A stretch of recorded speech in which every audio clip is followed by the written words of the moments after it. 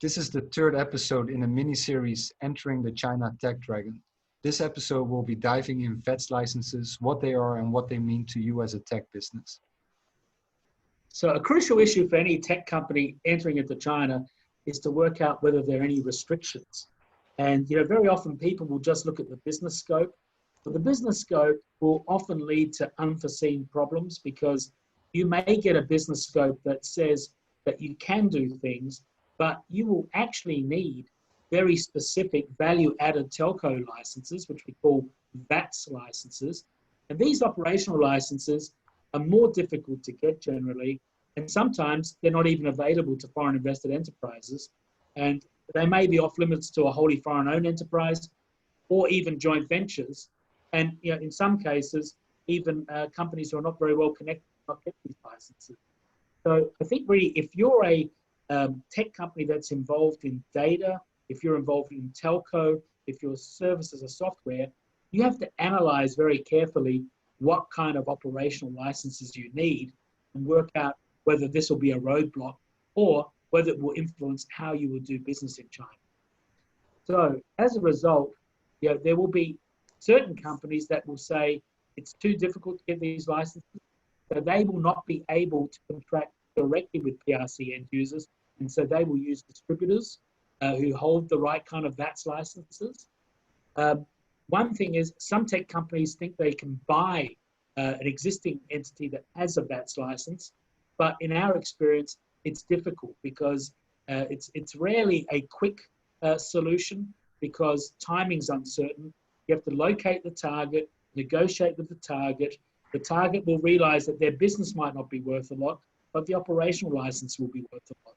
And then secondly, the issue will be the VATS license will be at great risk because such license isn't transferable. So you'd have to buy the entity and you wouldn't be able to do an asset deal. So M&A is a rare way of getting a VATS license. Not impossible. We've got one client looking at it at the moment, but it's not easy. Another issue will be for those licenses where you do need to have a joint venture partner, which holds 50%, then the VATS license will still be uncertain, and you'll have to rely a lot on the Chinese partners' relationships. And this, again, will have its own challenges. You will also, of course, having a joint venture, there'll be some kind of loss of control, and there will also be a need to either transfer or license IP rights. And again, even with a strong Chinese partner, timing is uncertain. You have to find the joint venture partner, negotiate with the joint venture partner, and even for a well-connected joint venture partner, it's complicated to actually obtain a VATS license. So I think what we see is a lot of tech companies establish a wholly foreign-owned enterprise that will provide day-to-day support and continue to operate offshore or via Chinese distributors. But I think the problem is at a certain size, at a certain scale, you run into the problem of not being able to invoice properly in China. So you have a very limited market, and also you rely too much on distributors, and much of the value of your Chinese business is held in the hands of the distributors rather than yourself. So I think what we do see is with companies that have a niche business or can do it by themselves, they will establish a wholly foreign-owned enterprise that they own 100%, and that will provide onshore support. Plus, they will have a nominee company, which is often called a VIE company, and that will hold the VATS licenses. And in this model, the wholly foreign-owned enterprise will have indirect control over the VIE via a range of contractual arrangements. But we'll go through that in another episode because the VIE is quite a complicated area. Yeah, there are over 50 different types of VATS licenses in China. So, we can't go through all of them today, but one common misunderstanding is the ICP, which is the Internet Content Provider license, or the ICP filing. Now, the ICP license is almost impossible to obtain, whereas the ICP filing can be obtained in a few weeks and done online. So I think, this is a common example of where people misunderstand what kind of license they need.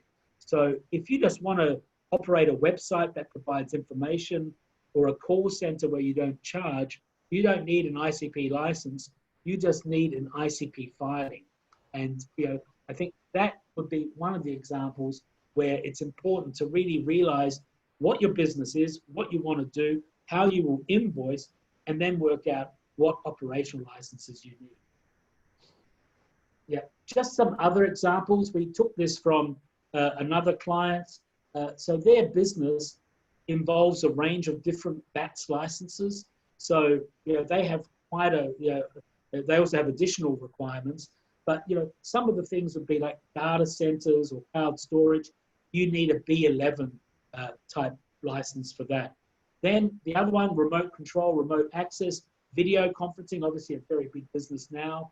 Whiteboard collaboration, screen sharing. That's a domestic multi-party communication business. Again, that's another license.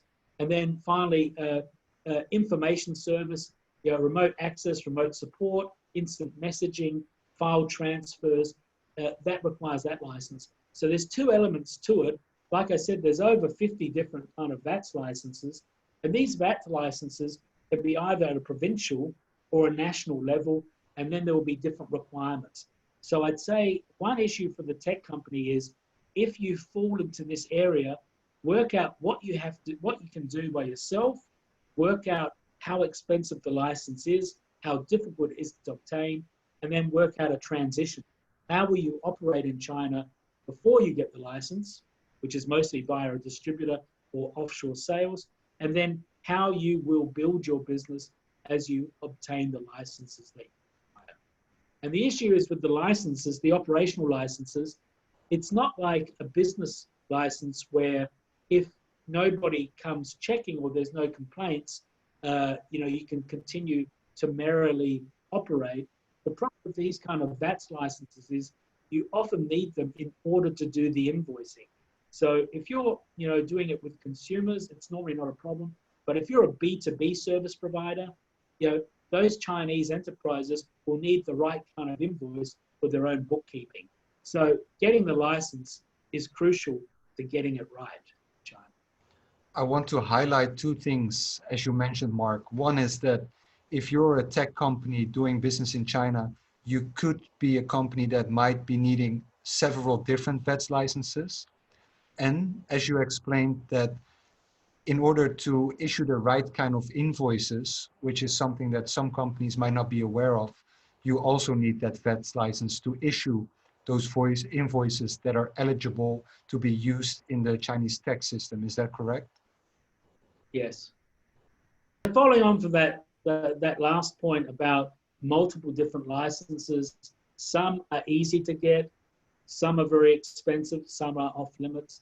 I think, you'll have to really look at your whole business and work out what licenses you can hold or which ones you won't need to apply for. So it may well be that you will have a Chinese partner that holds the VATS license and you have a contractual arrangement with them how you cover that business. If you want to go it alone, then you may face a restricted area of business as to what you can do. But like I mentioned, you will maybe also face restrictions that it's easier to get it at the provincial level rather than at the national level. So you may, even though you're a digital online business, you may be restricted territorially in China to a certain province. And this can affect how you roll out and also how other decisions can be made. So I think, again, also the technology and the international companies' relationships between the users and third parties, they might need additional VATS licenses. So I think you really have to look at your business structure, your technology, and then also talk to somebody who's got experience in this and work out what licenses you really need to operate in China.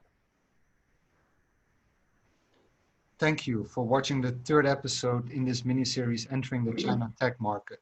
If you have any questions related to this episode or previous episodes, please feel free to reach out to us directly or leave a comment in the comment section. The next episode in this mini-series will be about VIEs.